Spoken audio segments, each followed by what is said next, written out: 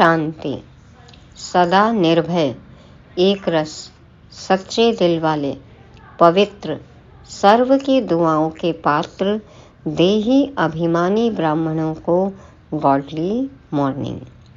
सत्यम शिवम सुंदरम। सत्य शिव बाबा के हम हैं सच्चे साफ दिल वाले बच्चे, सभी को सत्य बात समझाने वाले। बाबा आज हमें सत्यता का महत्व समझाते हैं। सच्ची सच्ची गीता सुनाने वाले सद्गति दाता हमें सभी वेदों शास्त्रों का सच्चा सार सुनाते हैं। तो हमें भी भक्तों को इस सच्चे सत्संग के बारे में बताना है, और वो भी बुलंद आवाज में। आज मम्मा की भी 84 लाख योनियों के पॉइंट पर छोटी सी क्लास है। तो पूरी मुरली में आज सेवा मुख्य सब्जेक्ट है। तो हम रूहानी सेवाधारियों का कर्तव्य है सत्य बाप से मिला हुआ सत्य ज्ञान जन जन तक हमें पहुंचाना है। आज तारीख है 24 नवंबर 2023।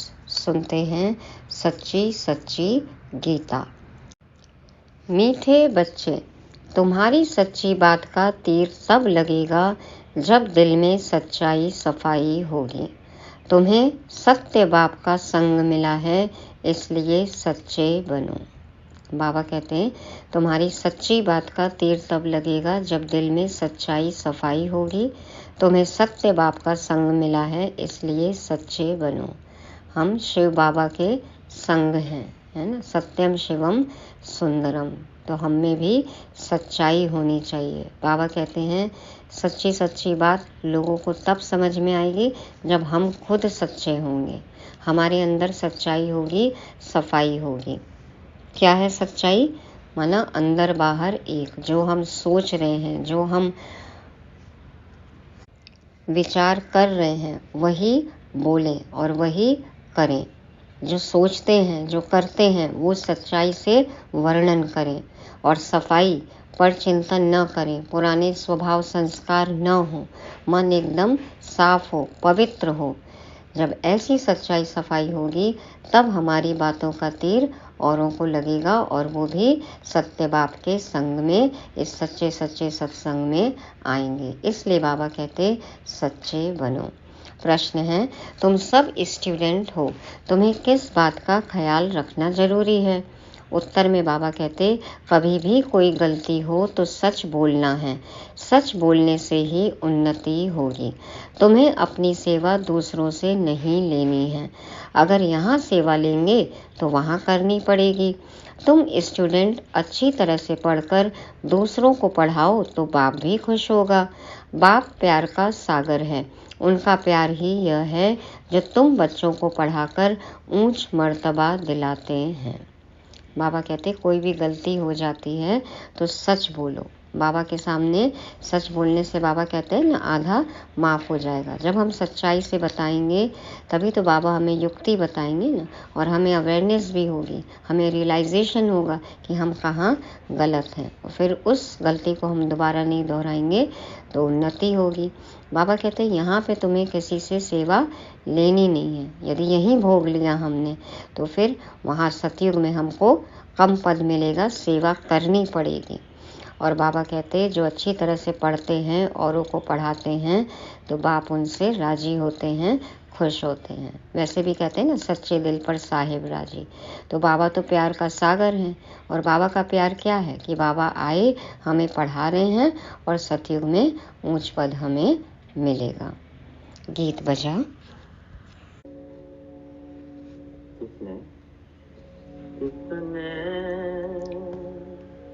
किसने ये सब खेल रचाया, किसने ये सब साथ सजाया। अपने आप सभी कुछ करके अपने आप छिपाया, अपने आप छिपाया। किसने कोमल कोमल प्यारे पौधे, कोमल कोमल प्यारे पौधे धान पान मतवारे पौधे, इनके ऊपर आकर चिड़की रंग रूप की माया, इनके ऊपर आकर चिड़की रंग रूप की माया। अपने आप सभी कुछ करके अपने आप दिखाया, अपने आप दिखाया किसने।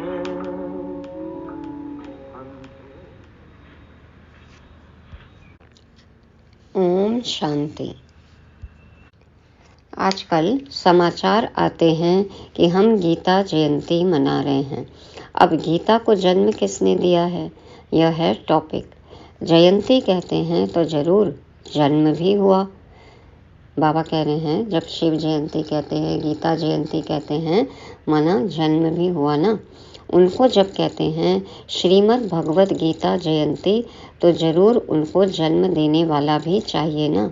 सब कहते हैं श्री कृष्ण भगवान उवाच, तो फिर श्री कृष्ण पहले आता, गीता पीछे हो जाती। अब गीता का रचयिता जरूर चाहिए। अगर श्री कृष्ण को कहते तो पहले श्री कृष्ण, पीछे गीता आनी चाहिए। परंतु श्री कृष्ण छोटा बच्चा था, वह गीता सुना न सके। यह सिद्ध करना होगा कि गीता को जन्म देने वाला कौन, यह है वही बात। श्री कृष्ण तो माता के गर्भ से जन्म लेता है, वह तो सतयुग का प्रिंस है। उसने स्वयं प्रिंस पद पाया है गीता द्वारा राजयोग सीखकर। अब गीता को जन्म देने वाला कौन, परम पिता परमात्मा शिव या श्री कृष्ण। श्री कृष्ण को वास्तव में त्रिलोकीनाथ त्रिकालदर्शी भी नहीं कह सकते हैं। त्रिलोकीनाथ त्रिकालदर्शी एक को ही कहेंगे। त्रिलोकीनाथ माना तीनों लोकों पर राज्य करते हैं। मूल, सूक्ष्म, स्थूल, इन तीनों को कहा जाता है त्रिलोकी।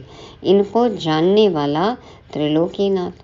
देखो हम बच्चे जानते हैं तो हम हैं मास्टर त्रिलोकीनाथ। तो त्रिकालदर्शी परम पिता परमात्मा शिव है। यह महिमा उनकी है, न कि श्री कृष्ण की। तो मूल, सूक्ष्म, स्थूल, इन तीनों को कहा जाता है त्रिलोकी। इनको जानने वाला त्रिलोकीनाथ त्रिकालदर्शी परम पिता परमात्मा शिव है। यह महिमा उनकी है, न कि श्री कृष्ण की। श्री कृष्ण की महिमा है 16 कला संपूर्ण, सर्वगुण संपन्न, संपूर्ण निर्विकारी, मर्यादा पुरुषोत्तम, अहिंसा परमो धर्म।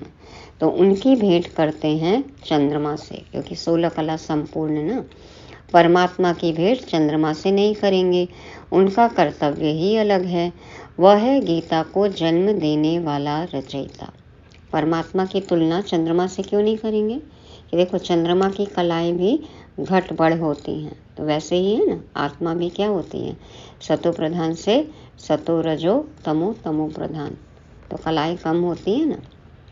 परमात्मा तो जैसे हैं वैसे ही हैं, सदा शिव है ना, एक जैसे। तो बाबा कहते हैं उनका कर्तव्य अलग है, और गीता को जन्म देने वाला रचयिता भी वही है। गीता के ज्ञान व राजयोग से ही देवताएं क्रिएट होते हैं। मनुष्य को देवता बनाने के लिए बाप को आकर नॉलेज देनी पड़ती है। अब यह समझाने देने वाले बड़े ही होशियार ब्रह्मा कुमार कुमारियां चाहिए। सभी एक जैसा समझा नहीं सकते। बच्चियां भी तो सब नंबरवार हैं, जो जैसे समझेगा वैसे ही समझाएगा ना। टॉपिक भी ऐसी रखी जाए कि श्रीमद् भगवद गीता को जन्म किसने दिया। इसके लिए कॉन्ट्रास्ट समझाना है, तुलना करके समझाना है, क्या क्या असमानताएं हैं, क्या क्या विरोधाभास है, वो समझाना है। भगवान तो एक ही है, परम पिता परमात्मा शिव। उस ज्ञान सागर द्वारा ज्ञान सुनकर श्री कृष्ण ने यह पद पाया था। सहज राजयोग से यह पद कैसे पाया, यह समझाने देनी पड़े। ब्रह्मा द्वारा ही पहले बाप ब्राह्मण रचते हैं, सभी वेदों शास्त्रों का सार सुनाते हैं। ब्रह्मा के साथ ब्रह्मा मुख वंशावली भी चाहिए। ब्रह्मा को ही त्रिकालदर्शी पने का ज्ञान मिलता है। त्रिलोकी अर्थात तीनों लोकों का भी ज्ञान मिलता है। तीनों काल आदि मध्य अंत को मिलाकर कहा जाता है और तीनों लोक अर्थात मूल सूक्ष्म स्थूल वतन। यह अक्षर याद करने हैं। तो त्रिनेत्री, त्रिलोकीनाथ, त्रिकालदर्शी, ये सब अक्षर याद रखने हैं और इनका यथार्थ अर्थ भी समझना है, समझाना है। तो बहुत बच्चे भूल जाते हैं। भुलाया है देह अहंकार रूपी माया ने। तो गीता का रचयिता परम पिता परमात्मा शिव है, न कि श्री कृष्ण। परम पिता परमात्मा ही त्रिकालदर्शी तथा त्रिलोकीनाथ है। श्री कृष्ण में व लक्ष्मी नारायण में यह नॉलेज है ही नहीं। हाँ, जिन्होंने यह नॉलेज बाप से पाई वह विश्व के मालिक बन गए। जब सद्गति मिल गई फिर यह नॉलेज बुद्धि से गुम हो जाती है। देखो, एक बार रिजल्ट निकल जाता है तो पढ़ाई भी सब भूल जाते हैं ना। तो सबका सद्गति दाता वह एक ही है, वह पुनर्जन्म लेने वाला नहीं है। पुनर्जन्म शुरू हुआ सतयुग आदि से, कलयुग अंत तक 84 जन्म लेते हैं। यह समझानी देनी पड़ती है। सब तो 84 जन्म नहीं लेते। जिसने यह गीता लिखी उसको त्रिकालदर्शी नहीं कहेंगे। पहले ही लिखा कि श्री कृष्ण भगवान उवाच, यह एकदम रॉन्ग है। जो गीता सभी पढ़ रहे हैं वो एकदम रॉन्ग है, क्योंकि लिख दिया श्री कृष्ण भगवान उवाच। तो वो तो आत्मा त्रिकालदर्शी नहीं है ना, जिसने गीता लिखी, जिसने शास्त्र लिखे। तो पहले ही लिख दिया कि श्री कृष्ण भगवान उवाच, यह एकदम रॉन्ग है। रॉन्ग होना भी जरूर है, रॉन्ग भी होना ही है जरूर। क्यों? रॉन्ग हम नहीं करें तो राइट सिखाने वाला बाप कैसे आए? तो देखो, ये भी ड्रामा है। तो जब सब शास्त्र रॉन्ग हों तभी बाप आकर राइट सुनाए। बरोबर ब्रह्मा द्वारा वेदों शास्त्रों का सच्चा सार सुनाते हैं, इसलिए उन्हें सत कहा जाता है। सत्य सुनाने वाला है ना, और अविनाशी भी है। तो अब तुम्हारा है सत के साथ संग जो तुमको सत बनाते हैं। अविनाशी आत्मा का ज्ञान भी दिया और हमें सत्य ज्ञान सुनाते हैं, सत बनाते हैं। प्रजापिता ब्रह्मा और उनकी मुख वंशावली यह जगदम्बा सरस्वती। प्रजापिता ब्रह्मा के सभी बच्चे आपस में भाई बहन ठहरे। कहाँ भी मंदिरों में जाकर भाषण करना चाहिए। घूमने फिरने भी वहाँ बहुत आते हैं। देखो, आजकल तो मंदिर भी क्या है, टूरिस्ट प्लेस हो गया है। तो समझाओ वहाँ जाकर। एक को समझाया तो सत्संग लग जाएगा, सुनने खड़े हो जाते हैं ना सब। शमशान में भी जाना चाहिए, वहाँ मनुष्यों को वैराग्य होता है। भले ही कुछ समय का होता है, लेकिन उस समय अवस्था तो वैरागी होती है। परंतु बाबा कहते, मेरे भक्तों को समझाने से वह फट से समझेंगे। तो शिव बाबा के मंदिर, लक्ष्मी नारायण के मंदिर में जाना पड़े। लक्ष्मी नारायण को बाबा मम्मा नहीं कहते, शिव को बाबा कहते हैं। जरूर मम्मा भी होगी, वह है गुप्त। कौन है मम्मा? ब्रह्मा, बेहद की माँ। तो शिव बाबा जो रचयिता है उनको माता पिता कैसे कहते हैं? यह गुप्त बात कोई भी जान न सके। लक्ष्मी नारायण को एक ही अपना बच्चा होगा, बाकी इनका नाम है प्रजापिता ब्रह्मा। विष्णु और शंकर को ऊंच नहीं रखते, ऊंच त्रिमूर्ति ब्रह्मा को रखते हैं। क्यों? विष्णु और शंकर से त्रिमूर्ति ब्रह्मा को ऊंच क्यों रखते हैं? भक्ति में भी। जैसे रचता शिव परमात्मा को कहते हैं, ऐसे ही ब्रह्मा को भी रचता कहा जाता है। वह तो अविनाशी है ही। कहते हैं ना, ब्रह्मा ने सृष्टि रची। और वैसे भी बाबा कहते हैं ना, तुम ब्राह्मण तभी देवताओं से भी ऊंचे हो, क्योंकि क्या हैं हम? त्रिनेत्री, त्रिलोकीनाथ और त्रिकालदर्शी। बाबा के साथ हैं, अभी समझ है, ज्ञान है, पुरुषार्थ कर रहे हैं, है ना। भगवान को नहीं, भगवान की मान रहे हैं। तो फिर देखो, ऊंचे हैं। तो बाबा कहते हैं रचता अक्षर कहेंगे तो पूछेंगे कैसे रचा। ब्रह्मा को रचता कहते हैं तो वो तो अविनाशी है ही। रचता अक्षर कहेंगे तो पूछेंगे कैसे रचा, वह तो रचता है ही। बाकी रचना होती है ब्रह्मा द्वारा। अब ब्रह्मा द्वारा परमात्मा सब आत्माओं को सृष्टि के आदि मध्य अंत का नॉलेज देते हैं। वेद शास्त्र आदि सब हैं भक्ति मार्ग की सामग्री। भक्ति मार्ग आधा कल्प चलता है, यह है ज्ञान कांड। जब भक्ति मार्ग पूरा होता है तब सब पतित तमो प्रधान बन जाते हैं। तब मैं बाप आता हूँ। पहले सतो प्रधान से सतो रजो तमो में आते हैं। ऊपर से जो पवित्र आत्माएं आती हैं उन्होंने कोई ऐसा कर्म नहीं किया है जो उनको दुख भोगना पड़े। जो भी आत्माएं पहले आती हैं पहली बार पूरे कल्प में जब पहली बार उतरती हैं तब फिर उन्होंने तो कोई ऐसा कर्म नहीं किया जो उनको दुख भोगना पड़े। क्राइस्ट के लिए कहते हैं उनको क्रॉस पर चढ़ाया, परंतु यह तो हो न सके। नई आत्मा जो धर्म स्थापन करने अर्थ आती है उनको दुख मिल नहीं सकता, क्योंकि वह तो कर्मातीत अवस्था वाला मैसेंजर धर्म स्थापन करने आया। यहाँ से सभी योग बल या सजा बल से पवित्र होकर गए ना, और फिर जब आते हैं तब तो कोई कार्मिक अकाउंट अभी हुआ ही नहीं है, तो दुख कैसे भोगेंगे। कर्मातीत अवस्था वाला मैसेंजर है, वो धर्म स्थापन करने आए। तो लड़ाई में भी जब कोई मैसेंजर भेजते हैं तो वह सफ़ेद झंडे ले आते हैं, जिससे वे लोग समझ जाते हैं कि यह कोई मैसेज ले आया है, उनको कोई तकलीफ नहीं देते हैं। तो मैसेंजर जो आते हैं उनको कोई क्रॉस पर चढ़ा न सके, है ना। तो जीसस की बॉडी में क्राइस्ट की आत्मा आई और धर्म स्थापन किया और अपना काम किया और निकल गई। फिर बाद में अपने ही स्थापन किए हुए धर्म की पालना करने के लिए उसी धर्म में पुनर्जन्म लेते हैं। तो ये बात बाबा ने मुरलियों में बताई है। बाबा कहते हैं दुख आत्मा ही भोगती है, आत्मा निर्लेप नहीं है, यह लिखना चाहिए। आत्मा को निर्लेप कहना रॉन्ग है। जो भी अच्छा या बुरा कर्म हम करते हैं उसका फल, वो संस्कार, वो तो आत्मा में चिपकता है ना। तो आत्मा निर्लेप कैसे है? निर्लेप कैसे है, कैसे समझा भक्ति में? क्योंकि आत्मा को उपराम रहना है, कर्म के फल के प्रभाव से उपराम रहना है, उसमें लिप्त नहीं होना है, प्रभावित नहीं होना है। तो कह दिया कि आत्मा ही निर्लेप है।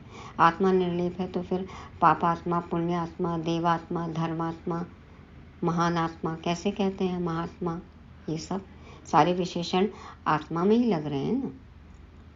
तो निर्लेप कहना रॉन्ग है आत्मा को। यह किसने कहा? शिव भगवान वाच। यह पॉइंट तुमको नोट करनी चाहिए। लिखने के लिए बड़ी ही विशाल बुद्धि चाहिए। समझो, प्रदर्शनी में क्रिश्चियन लोग आते हैं तो उनको भी बता सकते हैं कि क्राइस्ट की सोल को क्रॉस पर नहीं चढ़ाया गया, बाकी जिसमें उसने प्रवेश किया उस आत्मा को दुख हुआ। तो ऐसी बातें सुनकर वंडर खाएंगे। उस पवित्र आत्मा ने आकर धर्म स्थापन किया गॉड फादर के डायरेक्शन अनुसार। यह भी ड्रामा को भी कई लोग समझते हैं, परंतु उसके आदि मध्य अंत को नहीं जानते। कहते ना ये संसार एक नाटक है, यहाँ पे नाटक चल रहा है, लेकिन नाटक में क्या क्या सीन, कब किस समय क्या क्या है वो जानते नहीं हैं। तो आदि मध्य अंत को जानते नहीं हैं। ऐसी बातें सुन वह लोग कुछ समझने की कोशिश करते हैं। कृष्ण को भी कोई गाली दे न सके। बरोबर गालियाँ अभी ही मिल रही हैं। किसको मिल रही हैं गालियाँ? भी शिव बाबा को नहीं, इस साकार को, ब्रह्मा बाबा को, है ना। देखो कितनी ग्लानि की। टीचर तो बाबा है, प्योर सोल, और यह है इम्प्योर जो प्योर बन रहा है। जो समझ गए हैं वह बित नहीं करेंगे। जो इस बात को समझ गए तो वो बित नहीं करेंगे, हर पॉइंट पे उंगली नहीं उठाएंगे, क्योंकि समझ गए। नहीं तो समझेंगे कि यह तो सिखाया हुआ है, नहीं तो फिर उल्टा बोलते हैं ना, कुछ बोलते हैं। फिर वह बात कोई को जचती नहीं। कोई भी पॉइंट है यदि नहीं समझे हैं तो वो बात उनको जचेगी नहीं, तीर नहीं लगता। तो बाबा कहते हैं सच्चाई सफाई बहुत चाहिए। सच्चे मन से सच्चे बाप का सच्चा ज्ञान सुनाना है ना। खुद में भी सच्चाई होनी चाहिए, सच्ची धारणा होनी चाहिए, सफाई होनी चाहिए, स्वचिंतन परमात्म चिंतन करना है। आत्मचिंतन परमात्म चिंतन, पर चिंतन नहीं करना है। आसुरी पुराने स्वभाव संस्कार न हो, ऐसी सफाई चाहिए। फिर समझाएंगे, धारणा मूर्त होंगे तो औरों को तीर लगेगा। तो बाबा कहते हैं जो खुद विकारी होगा वह औरों को कहे काम महाशत्रु है तो तीर लग नहीं सकता।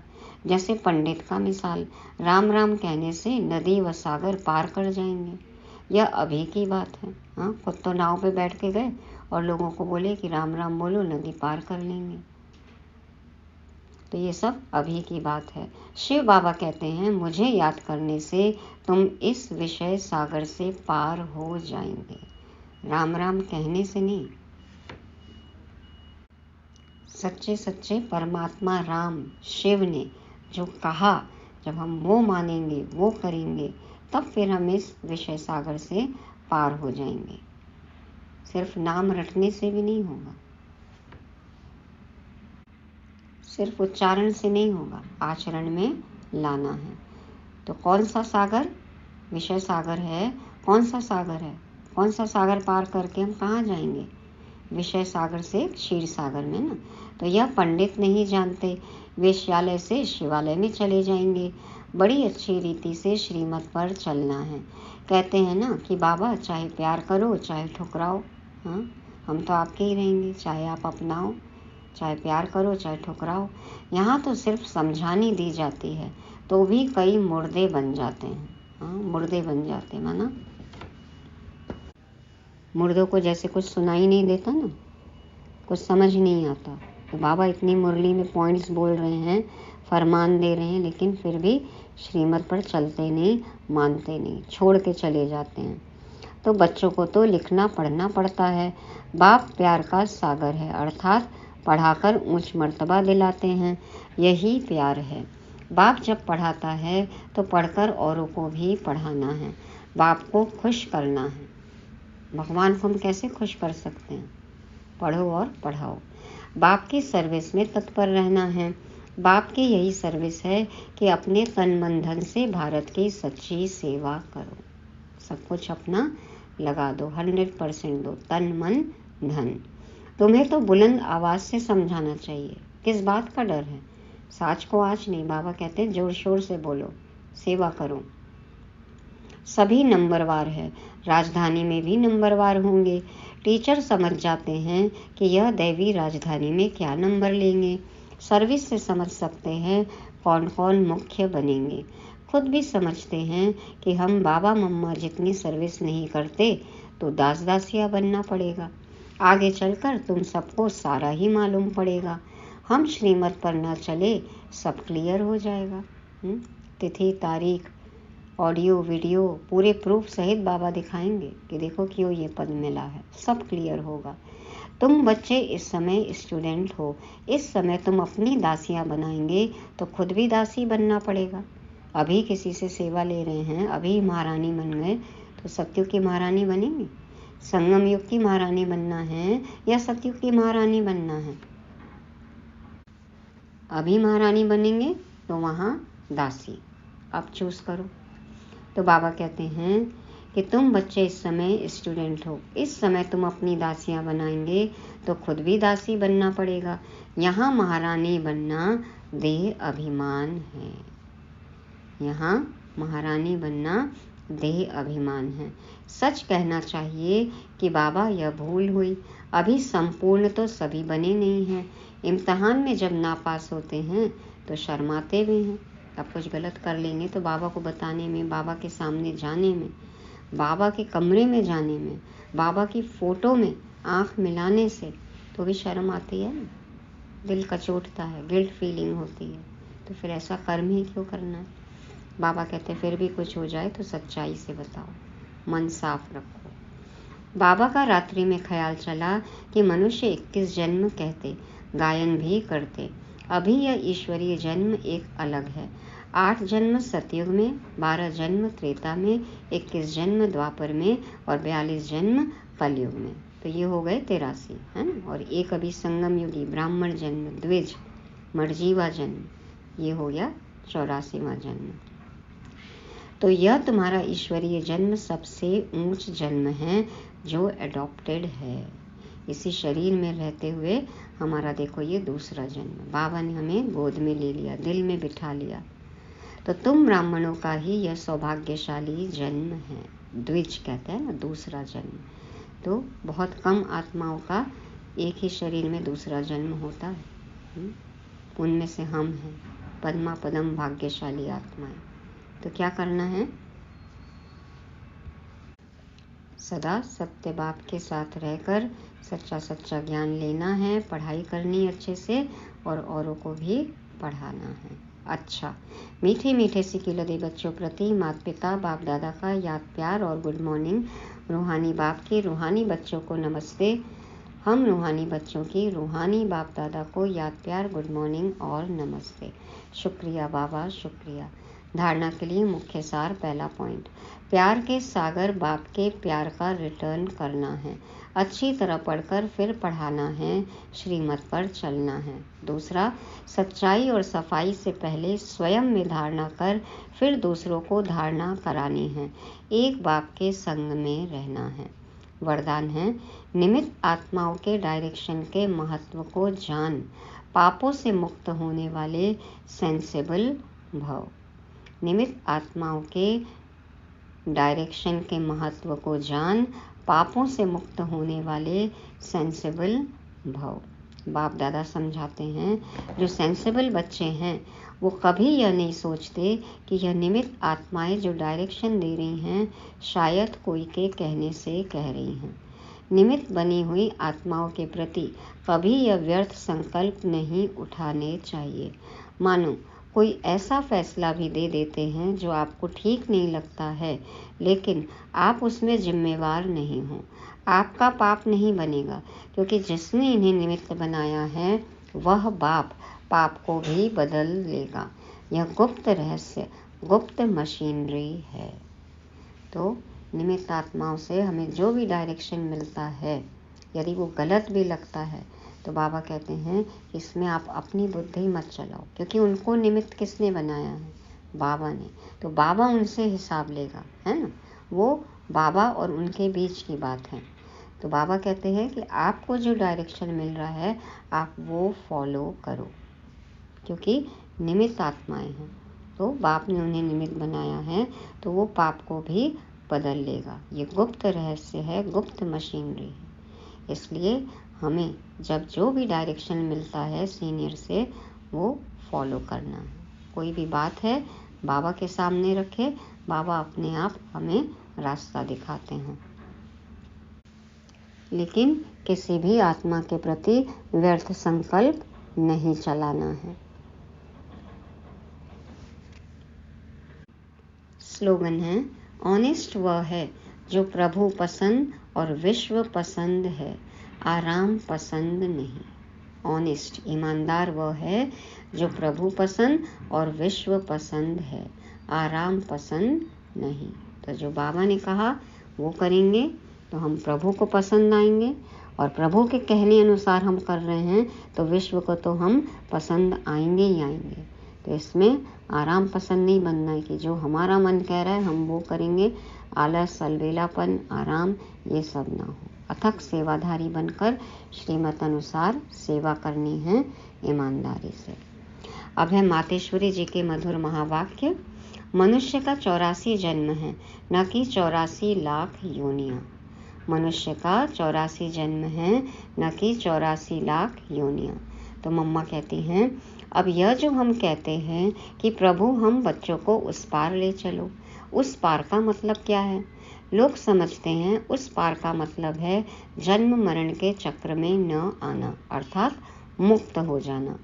अब यह तो हुआ मनुष्यों का कहना, परंतु बाप कहते हैं बच्चों, सचमुच जहाँ सुख शांति है, दुख अशांति से दूर है, उसको कोई दुनिया नहीं कहते। जब मनुष्य सुख चाहते हैं तो वो भी इस जीवन में होना चाहिए। अब वो तो सतयुगी बैकुंठ देवताओं की दुनिया थी, जहाँ सर्वदा सुखी जीवन थी। उसी देवताओं को अमर कहते थे। अब अमर का भी कोई अर्थ नहीं है। ऐसे तो नहीं कि देवताओं की आयु इतनी बड़ी थी जो कभी मरते नहीं थे। अब यह कहना उन्हों का रॉन्ग है, क्योंकि ऐसे है नहीं। उनकी आयु कोई सतयुग त्रेता तक नहीं चलती है, परंतु देवी देवताओं के जन्म सतयुग त्रेता में बहुत हुए हैं। 21 जन्म तो उन्होंने अच्छा राज्य चलाया है, और फिर 63 जन्म द्वापर से कलयुग के अंत तक टोटल उन्हों के जन्म चढ़ती कला वाले 21 हुए और उतरती कला वाले 63 हुए। टोटल मनुष्य 84 जन्म लेते हैं। बाकी यह जो मनुष्य समझते हैं कि मनुष्य 84 लाख योनियां भोगते हैं, यह कहना भूल है। अगर मनुष्य अपनी योनि में सुख दुख दोनों पार्ट भोग सकते हैं, तो फिर जानवर योनि में भोगने की जरूरत ही क्या है। अब मनुष्यों को यह नॉलेज ही नहीं। मनुष्य तो 84 जन्म लेते हैं, बाकी सृष्टि पर जानवर पशु पंक्षी आदि टोटल 84 लाख योनियां अवश्य हैं।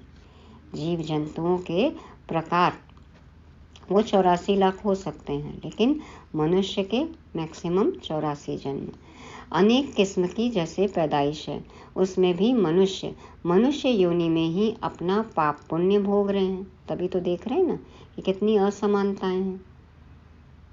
कोई गरीब है, कोई अमीर है, कोई लूला लंगड़ा है, कोई सुंदर है, कोई कैसा है, कोई कैसा है ना, सब एक जैसे तो नहीं है। तो अपना पाप पुण्य भोग रहे हैं, और जानवर अपनी योनियों में भोग रहे हैं। न मनुष्य जानवर की योनि लेता और न जानवर मनुष्य योनि में आता है। मनुष्य को अपनी योनि में भोगनी पड़ती है, माना अपने ही मनुष्य जन्म में, तो सुख दुख की महसूसता आती है। तभी समझेंगे ना हमने क्या गलती की, जो वो अमीर है हम गरीब हैं, हम बीमार हैं वो स्वस्थ है। तो सुख दुख की महसूसता होती है अपने ही जन्म में, मनुष्य जन्म में। ऐसे ही जानवर को भी अपनी योनि में सुख दुख भोगना है, मगर उन्हों में यह बुद्धि नहीं कि यह भोगना किस कर्म से हुई है। इतना नहीं सोच समझ सकते कि हम क्यों भोगना भोग रहे हैं। वो तो मनुष्य की बुद्धि चलती है ना, सोच सकते हैं। तो उन्हों की भोगना को भी मनुष्य फील करता है, क्योंकि मनुष्य है बुद्धिमान। बाकी ऐसे नहीं मनुष्य कोई 84 लाख योनियां भोगते हैं। जैसे देखो, गुरु नानक साहब ने ऐसे महावाक्य उच्चारण किए हैं, अंत काल में जो पुत्र सिमरे, ऐसी चिंता में जो मरे, सुअर की योनि में वलवल उतरे। परंतु इस कहने का मतलब यह नहीं है कि मनुष्य कोई सूकर योनि लेता है। यदि अंत काल में पुत्र का ध्यान आया, तो ऐसे नहीं कि मनुष्य अगले जन्म में सुअर बन जाएगा, तो ये नहीं है। परंतु इस कहने का यह मतलब नहीं है कि मनुष्य कोई सूकर की योनि लेता है, परंतु सूकर का मतलब यह है कि मनुष्यों का कार्य भी ऐसा होता है जैसे जानवरों का कार्य होता है। सूअर के बहुत सारे बच्चे होते हैं ना, तो फिर अंत काल में पुत्र की याद आई तो सूकर योनि, माना जो बच्चे सूअर बहुत ज़्यादा पैदा करता है वैसी योनि। संस्कार भी वैसे हो जाते हैं, है ना, जानवरों जैसे स्वभाव संस्कार हो जाते हैं, ये कहा जाता है। इसका मतलब ये है कि पशु योनि। तो सूकर का मतलब यह है कि मनुष्यों का कार्य भी ऐसा होता है जैसे जानवरों का कार्य होता है। बाकी ऐसे नहीं कि मनुष्य कोई जानवर बनते हैं। अब यह तो मनुष्यों को डराने के लिए शिक्षा देते हैं, तो अपने को इस संगम समय पर अपनी जीवन को पलटाए पाप आत्मा से पुण्यात्मा बनना है। सत्य बाप से सत्य ज्ञान सुनकर, सत्य को समझकर, अपनाकर हमें अपने पापों से मुक्त होना है और पुण्यात्मा बनना है। अच्छा, ओम शांति। मुरली रिवाइज करने के लिए आज के पॉइंट हैं, पहला है सच्चाई सफाई। तो जो सोचें वही बोलें, वही करें और फिर वही वर्णन करें। जो गलती हो वो भी सच्चाई से बाबा को बताएं। मन साफ हो, किसी के प्रति भी व्यर्थ न चले, पुराने स्वभाव संस्कार ना हो, सबके प्रति शुभकामना शुभ भावना हो। दूसरा, बाबा प्यार का सागर है, तो क्या है उनका प्यार? हमें पढ़ाते हैं, उस पढ़ाई से हमें ऊंच पद मिलता है। और तीसरा सत्संग, तो सत्य के संग में रहना है, सत्य ज्ञान लेना है, सत्य वचन बोलना है, सत्य कर्म करना है और हम अविनाशी बनते हैं। पता चलता है ना कि आत्मा सत्य है, अविनाशी है। और चौथा, अभी महारानी, संगम योगी महारानी नहीं बनना है। हाँ, ये क्या है? देह अभिमान है। अभी भोग लेंगे तो बाबा कहते हैं कि फिर सतयुग में दासी बनना पड़ेगा। और पांचवा है सेंसिबल बनना है। बाबा जो भी कहते हैं हमें वही करना है। किसी भी आत्मा के प्रति, आज स्पेशल बाबा ने कहा, निमित्त आत्माओं के प्रति व्यर्थ संकल्प नहीं चलाना है। सेवा करनी है अथक बनकर, आराम पसंद नहीं बनना है। तभी बनेंगे हम प्रभु पसंद, विश्व पसंद। ओम शांति।